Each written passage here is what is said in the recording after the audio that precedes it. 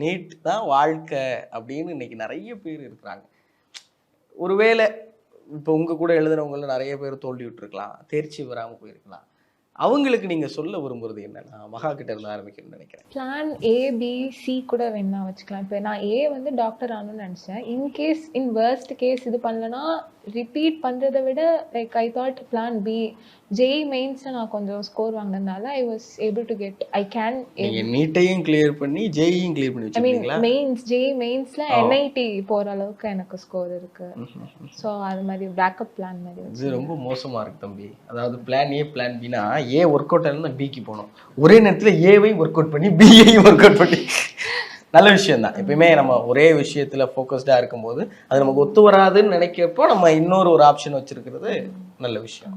நல்ல அட்வைஸ். நீங்க சொல்லுங்க கீர்த்தனா. வாழ்க்கையில் சந்தோஷம் ரொம்ப முக்கியம்.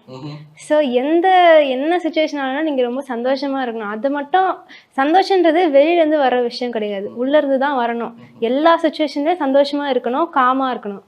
அப்புறம் நம்ம எதை வேணாலும் எந்த ப்ராப்ளமாக இருந்தாலும் ஃபேஸ் பண்ண முடியும். Good good. வாழ்க்கை வாழ்வதற்கேன்னு படிச்சிருக்கோம். உனக்கு நீட் சந்தோஷத்தை கொடுக்குன்னா நீட் படி, சந்தோஷம் கொடுக்காத நீட்டே படிக்காதுன்றீங்களா? நீட் படிக்கும் போது கஷ்டங்கள் வரும். அதுக்காக நான் நிறைய பேர் இருக்காங்க படிச்சுட்டே இருப்பாங்க, ஃபுல் டே படிப்பாங்க, சந்தோஷமே இல்லாத போயிடும். படிச்சுட்டே இருந்தால் சந்தோஷம் கொஞ்சம் கொஞ்சமாக இல்லாமல் போயிடும். ஸோ படிச்சுட்டு கொஞ்சம் பிரேக் விட்டு படிக்கணும். கொஞ்சம் பிரேக்கில் சந்தோஷமாக இருக்கணும். சந்தோஷத்தை இழந்து படிக்கிறது பிரயோஜனம் இல்லை, சந்தோஷத்தை இழக்க. ஆமாம், ரொம்ப மகிழ்ச்சி. நீங்கள் சொல்லுங்க சையத். அடுத்த கட்டம் வேறு ஏதாவது வேலையை பார்க்கணும்னா அடுத்து என்ன இருக்குது, அடுத்து நம்மளால என்ன பண்ண முடியும்?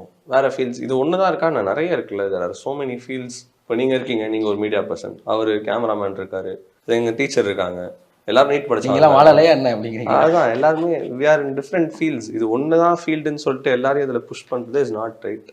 அவங்கவுங்களுக்கு they have different talents.